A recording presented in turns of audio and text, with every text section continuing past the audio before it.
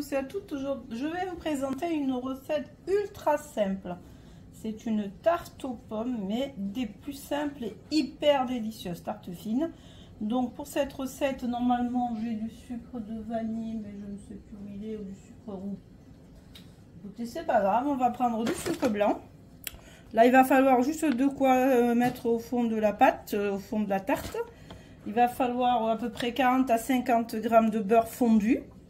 Il vous faut une pâte feuilletée sans gluten. Et bien 6 ou 7 grosses pommes épluchées et coupées en petites tranches, en fin quartier. Donc on va dans un premier temps prendre une plaque et mettre un papier. De toute façon il est déjà, donc j'ai plus qu'à l'étaler sur la plaque de cuisson. Et je vais donc prendre le beurre que je vais faire fondre rapidement. Cette recette, c'est pas la mienne, hein. Moi je l'ai trouvée je l'ai vue quelque part, bon, sur un site, sur un compte, je sais, sur des trucs YouTube. De toute façon, je vous ai dit que quand les recettes n'étaient pas les miennes, donc je vous les informais. Et de toutes les façons, c'est comme les gens qui vont prendre les miennes de recettes, qui vont se les approprier alors que ce sont purement les miennes. Mais bon, c'est comme ça, il faut que les recettes circulent, que les gens les adaptent, puis c'est le plaisir de partager. Donc voilà, on fait fondre le beurre et je vous reprends dans 30 secondes. Donc j'ai déroulé la pâte dans une plaque de cuisson. Je vais donc voir si le beurre n'a pas fondu, donc je vais continuer à le faire fondre un petit peu. On va prendre un pinceau. Parce que vu les pinceaux. Voilà. Donc ce qu'on va faire, c'est qu'on va étaler, donc on va déjà... Ce qu'on va faire, c'est pas que on va juste avec la pointe les pointes d'une fourchette, on va juste comme ça taper la pâte à feuilleter. C'est pour éviter qu'elle gonfle en fait. Voilà.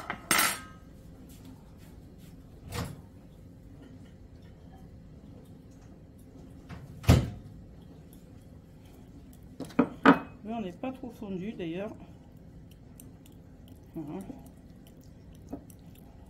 Pas du tout fondu d'ailleurs.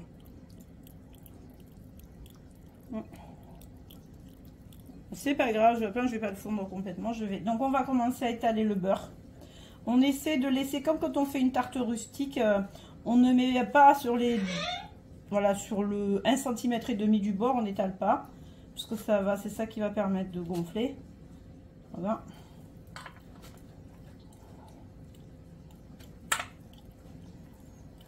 Après, pour les pâtes à feuilleter sans gluten et tout ça, ne vous attendez pas à avoir quelque chose de fabuleux, hein.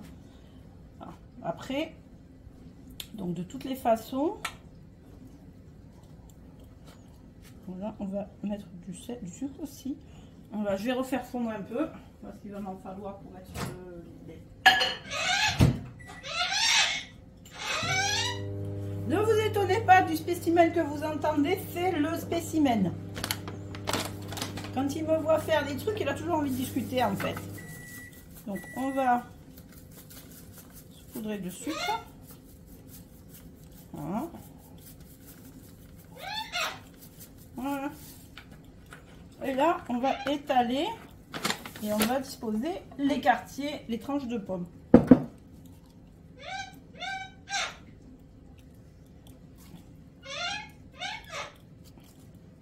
Alors pour les pommes, j'ai mis à peu près 6 grosses pommes, hein. Tout dépend. Elles ne seront pas aussi... Voilà, attention, moi j'ai pas d'appareil pour couper les pommes.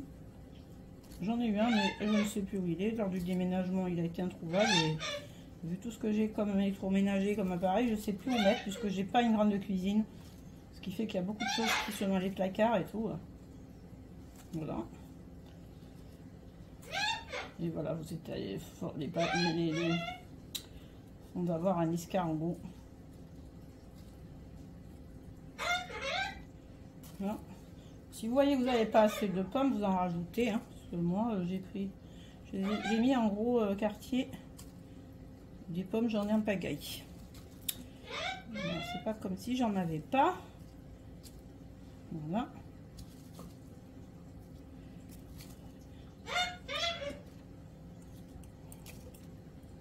C'est des Pink Lady que j'ai mis. J'ai mis des Pink Lady. Parce que j'aime beaucoup les Pink Lady. Si vous voulez quelque chose de plus croquant, plus acide, mettez des Granny Smith. Moi, je ne suis pas une adepte des Granny Smith. Voilà. Voilà. Voilà.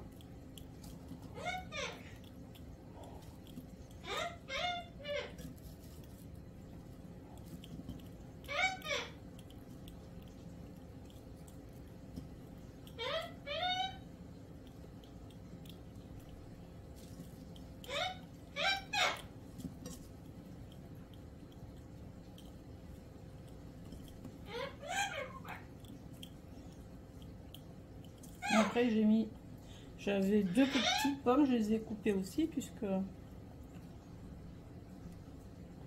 voilà. Et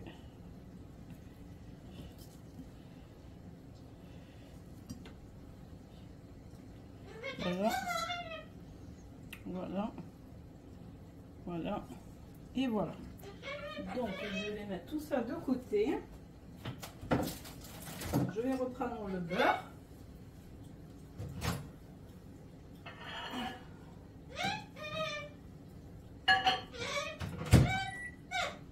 Entre temps, vous faites réchauffer le four à 170, 175. Et on va faire cuire tout ça à peu près une trentaine de minutes.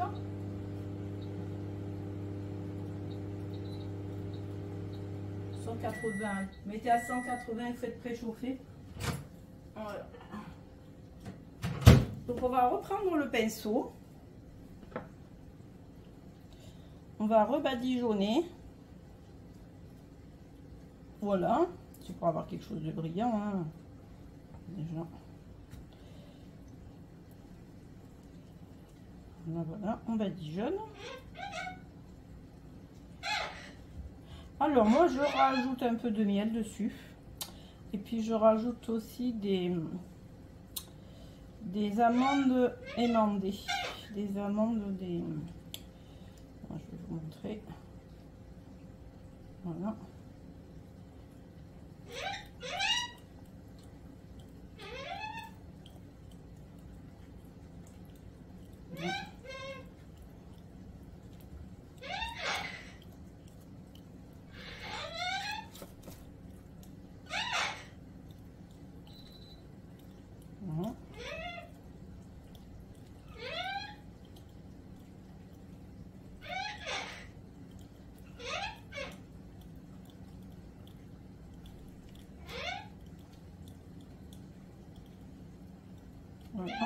Voilà.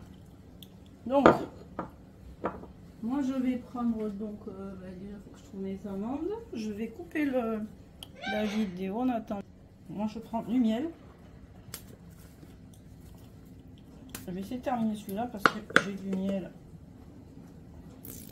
Comme ça, ça va vous donner un petit peu de plus de... Désolée pour le bruit, mais c'est le flacon. Hein.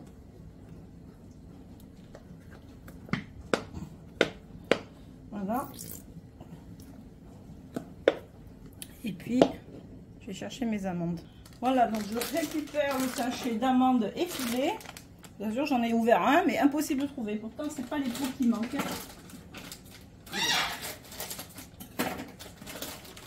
Je vais parsemer la tarte.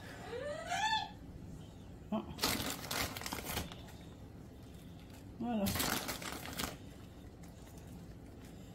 Il a un petit côté croustillant. Puis avec les amandes effilées, c'est super fin, super bon. Voilà.